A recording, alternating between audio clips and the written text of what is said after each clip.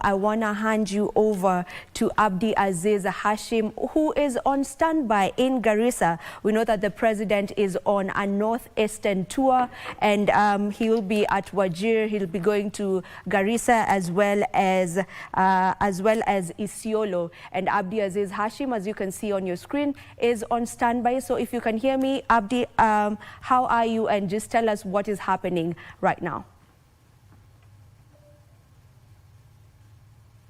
Thank you so much, Vivian, and good morning from Garissa County. Of course, you do know the president is expected here by Thursday. Today, of course, the president is expected to be in Wajir County, where he will do what he did yesterday in Mandera. And of course, you do know what the president did yesterday, that for the first time since independence, a 750-kilometer road will be built between Isiolo, Mogadashe, Elwak, Mandera Road that will be opened up the area and spur socio-economic transformation. And of course, he also commissioned the Mandera Technical Training Institute, Jitume ICT Hub, which of course is expected to expand jobs and other online opportunities for the youth in the region. And he also opened up the Kenya Medical Training College Mandera campus, which will enhance the rollout of the universal health coverage in the region by equipping healthcare practitioners with essential skills. And of course, the president will be expected any moment from now to arrive in Garissa County after, of course, touring Wajir County. Also, the president yesterday night had a meeting with the leaders in that particular region,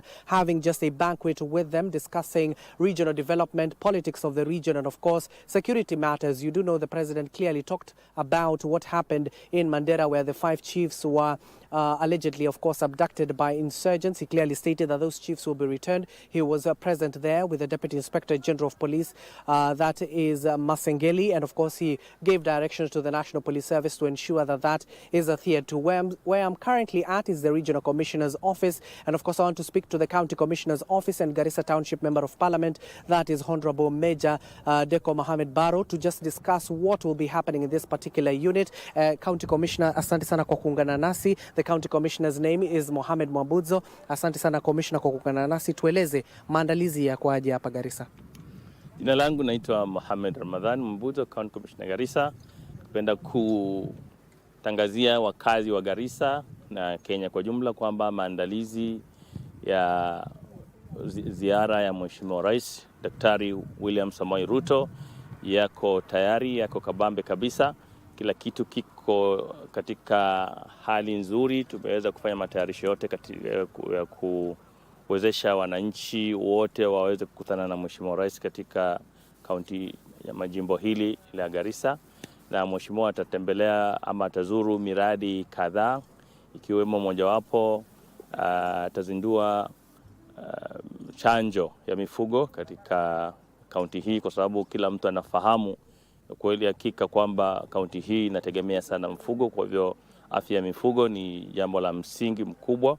Kwa hivyo tunawaalika wakazi wote wa Garissa waweze kufika kwa wingi ili kuweza kujumuika na Mheshimiwa Rais kwa ziara hiyo ya siku ya Alhamis kuanzia asubuhi hadi jioni, na mwishowe na imani pia atakutana na viongozi ili waweze kujadiliana masuala ya maendeleo ili kuhakikisha kwamba kaunti hii imeweza kupata upeo mkubwa wa kimaendeleo kama jinsi zilivyo kaunti zingine katika taifa letu la Kenya. Na labda tueleze County Commissioner, pia mahusiano yako na wakazi wa kaunti ya Garissa iko vipi, haswa ikifika kwa ulingo wa usalama? Naweza sema kwa uwazi kwamba mahusiano yangu na wakazi wa Garissa yameimarika, ni mazuri sana. Nafikiri kiwango ambacho hakijawahi kuwa mbeleni, na usalama hali kadhalika umeimarika. Asasi zote za kiusalama zimeweza kushika doria katika maeneo yote ambayo ilikuwa yana tatizo hapo awali, na wameweza kuyadhibiti, na sahihi mji wa Garissa upo salama, na wakazi wa Garissa wanafurahia sana usalama huo, kwa sababu imeweza kuwasaidia kurudi kuimarisha biashara zao, na hata wageni wengi wameweza kufika mji huu wa Garissa, wakalala, wakajionea wenyewe na wakafurahia sana. Na pia ushirikiano baina ya asasi za usalama imekuwa vipi, haswa ikiongozwa na ofisi yako? Asasi za usalama zimeweza kuwa na ushirikiano wa kiwango cha juu sana na wakazi wa Garissa. Inaweza kuwa hapa awali pengine kulikuwa kuna hali ya sintofahamu, lakini serikali pamoja na washikadau wengine wameweza kufanya vikao vingi sana na viongozi tofauti wakazi mashinani ambao wameweza kuhamasishana umuhimu wa asasi hizi za usalama katika mazingira haya ya Garissa na vitongoji vyake. Ili kuhakikisha kwamba usalama unadumishwa, ni lazima mkazi wa Garissa ahusishwe kwa kiwango cha juu, na yeye pia mwenyewe aweze kuchukua nafasi yake kuweza kupasha walinda usalama habari zinazostahili ili kuweza kuwapata wale majambazi ambao mara nyingi huwa wanaweza kuleta utovu wa usalama katika maeneo haya. Na pia County Commissioner, ikumbuke kuwa mliandaa kikao muhimu na Rais William Ruto huko Kenya School of Government mjini Nairobi, wakati ambapo rais aliweza kuwahimiza maofisa wa ngao waweze kuangalia miradi za serikali vile inaendelea, na kama haiendelei mnapatiana ripoti dhabiti. Je, tueleze hapa katika kaunti ya Garissa miradi zinaendeleaje? Naweza sema kwa ukweli miradi yetu hapa Garissa inaendelea vyema. Kwa mfano, kuna daraja ambalo tunatarajia kwamba daraja jipya la Garissa ambalo tunatarajia kwamba huenda likakamilika mwisho wa mwaka huu, na miradi mingine kama ile ya affordable housing pia iko katika asilimia takriban 20, na ni miradi mikubwa ambayo wananchi wameweza kufurahia, na tumehimiza pia wananchi waweze kufuatilia miradi hiyo kwa ukaribu sana ili kuangalia wakandarasi wafanye kazi ambayo inastahili kulingana na kiwango cha pesa ama cha fedha ambazo wanapewa.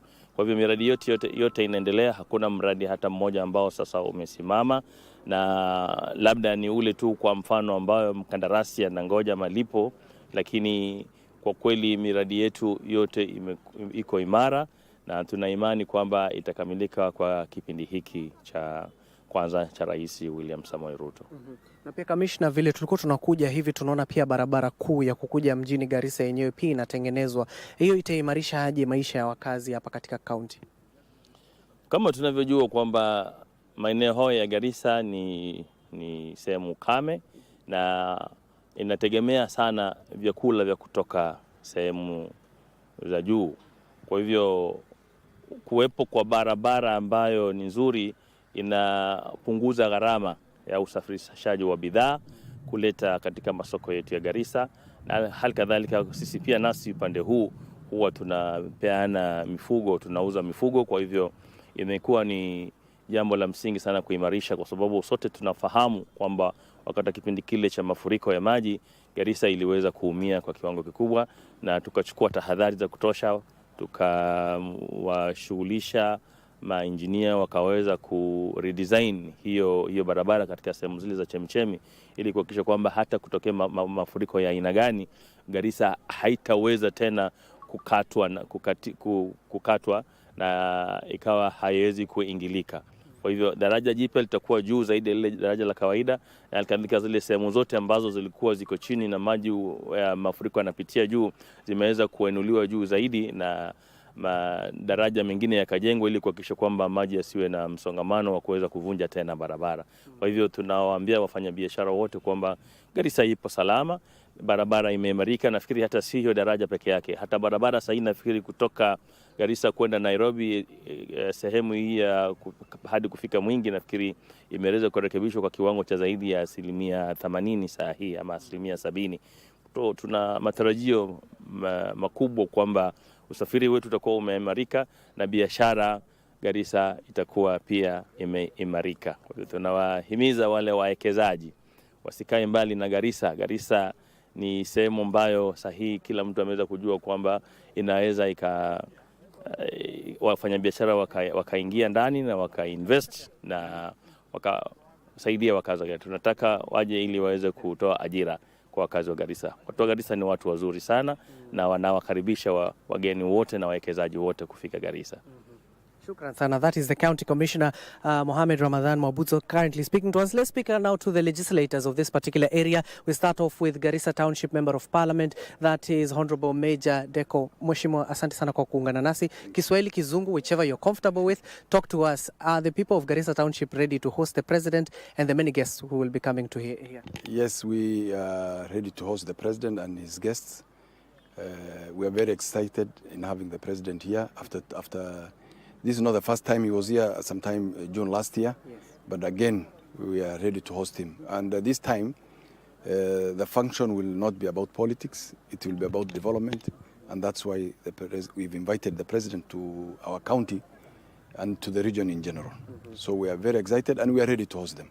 We have all the preparation done to make the visit a success. Thank you. And of course, Mheshimiwa, also, which are the key areas are you expecting as a member of parliament and as a county as a whole, you're expecting the national government to aid constituencies as well as the county government to ensure that it is adequately resourced so that the people of Garissa can benefit? Which are those areas? Now, as I said, the president will be here for development issues, not politics. The time for politics, we are not that there. So he's coming to inspect, commission, start, lay the foundation for many projects within this constituency alone.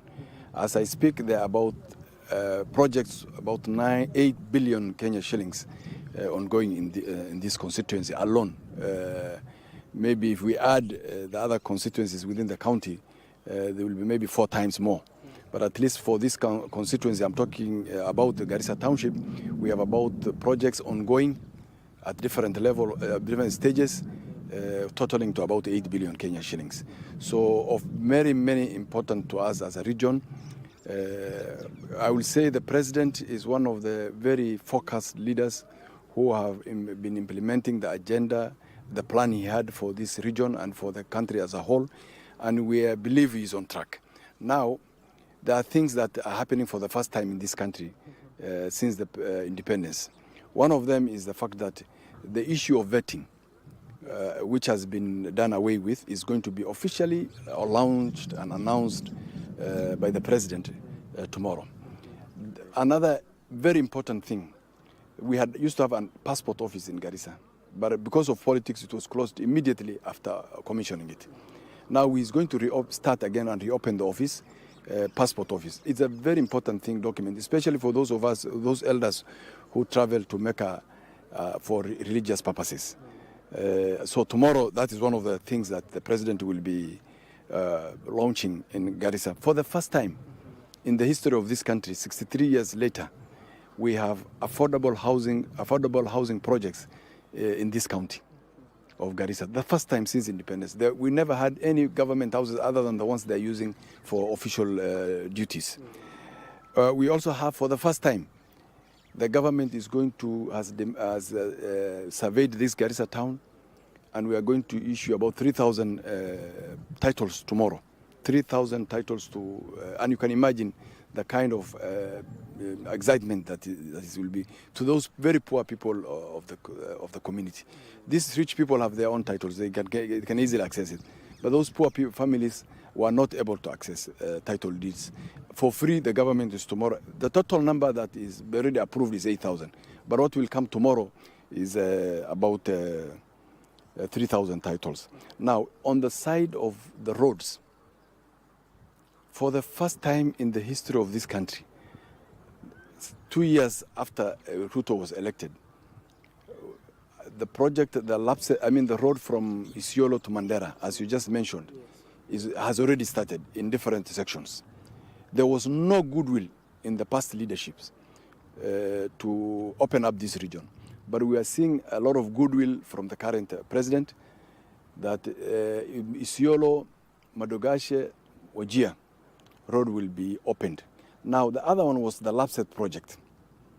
The Lapset project, in the time of Uhuru, the contract that was given out was for maraming of that road. You can imagine the amount of money that they were spending to maram that road, 17 billion shillings to maram a road of less than 400 kilometers. Now, when William Ruto came into office, on the same amount of money, maybe with small variation because of a dollar or anything like that, the same road will be tarmacked, and it's ongoing. And one of the projects, maybe on Friday, he will be passing to go and look at, is the Lapset project. It's about some good percentages, good progress on it. Tomorrow we are going to have the issue of vaccination. As the commissioner has said, this region solely depends on livestock production. Our economy is fueled by livestock. There has been a lot of noise about the issue of vaccination. But this region has decided that, in any case, we used to do it, but at the individual level. Vaccination used to happen at county level, at the individual level. But the thinking of the president was that if you vaccinate here today, as an individual or as county, and Wajir doesn't vaccinate the animals, or Isiolo or Tana River, which we border, then you will have done zero work. So he has started the whole program with the whole region. So for us, we are excited about that, and we support that agenda. So ideally, we are very happy and excited about the activity. You know, sometimes people talk a lot that the promises has been made, but they are not being fulfilled. A promise will be made. You know, some of these projects have processes that you have to follow. You have to design, you have to budget, you have to contract. All those things take time. It's not just something the president said, Janga Barabara, then machines in Anza land. There is a process involved. There is the budgeting part of it. There is the contracting part of it. There is the designing part of it. So all those things have happened. Now we are on course, and these projects will start. Thank you, Mheshimiwa. Let me get also the views of Mheshimiwa Lagdera to join. Mheshimiwa, don't be shy. Karibia hapa sana, Mheshimiwa. What should the people of Lagdera expect? This is Mheshimiwa Lagdera. I will hold it for you. Tell us, what are your expectations, Mheshimiwa? Our expectation as people of Lagdera, first of all, we welcome the president to Garissa County. I think he will not be going to Lagdera, but as leaders we decided that he should concentrate on township because of timeline. You know, he can't go to Lagdera, Fafi, because of it's just 1.5 day visit. So we welcome to Garissa. Our expectation is that the president will come with goodies. And we have already talked about so many issues. In Lagdera especially, we are benefiting from Lapset, and also we are benefiting from the Isiolo, Modogashi. Modogashi is under my constituency. So those are two major projects. We also expect the president will also offer, or will also give us power, especially the national grid. I think most of Garissa, we get power from diesel generators. And for Lagdera, in fact, we get from Habaswain, which has a real problem, it has challenges. Although right now they're upgrading, even with the upgrade, we find that because of the lines passing through Wasanjiro River, you know, when there's a problem within that area, accessing is a problem. So we expect that the president at least, and we request him to extend the national grid to Modogashi. That's our major problem now. Many issues, security issues. I think we are doing well. On roads, as I said, we have two projects passing through Lagdera, the Lapset and the Isiolo, and the Isiolo Modogashi, Kolama Modogashi Road. The issue of development, as my colleague said, it's not a one-day thing. It's a process. The president is in office for only 2 years now, 2.5 years now, but we hope we will benefit from his presidency as much as other countries are benefiting also. Thank you so much, Mheshimiwa, and we wish you all the best, given that you're waiting for the president. That is Lagdera Member of Parliament, Mohammed Abdikadir, just speaking to us. Also, we've just heard from the County Commissioner, that is Mwabudzo Ramadan, and also finally the Township Member of Parliament, Honorable Major Deko, just informing us what is the itinerary of the president as and when he arrives in Garissa County. You've just heard there, the vaccination is the key program, and of course the affordable housing project as well. You've just heard from the members of Parliament that since independence they have never gotten such a program, and of course this particular road that I told you earlier on, the 750-kilometer Isiolo Modogashi Elwak Mandera road, is very key in opening up the northeastern region here in the country, not just for the socio-economic gains, but of course the movement of people interacting of these particular counties, which of course will also open up the neighboring countries of Ethiopia. Electrification is another issue they have raised, and of course you do know the government has been running an electrification program connecting a majority of Kenyans to power, and of course that will be one of the pledges, and when it comes to ICT as well in other matters, that is what the president will be doing in Garissa County. But for now I need to hand you over back to Vivian, and of course we'll be talking to you a little bit later on in our subsequent bulletins. Back to you now, Vivian. Thank you so much. That is our reporter Abdi Aziz Hashim, who is in Garissa County, and he's gotten to speak to the Garissa County Commissioner as well as Garissa Township MP, and this is in preparation for the president's visit to the county, which will be happening tomorrow. His visit will be tomorrow, and he's expected to finalize his northeastern tour in Isiolo. Now, we'll keep you up to date on that. And and our reporter Abdi Aziz will also be letting us know how things will be happening in Garissa tomorrow when the president gets to visit. Now, on that note, we take a break. Don't go too far. Good Morning Kenya gets to continue in a moment.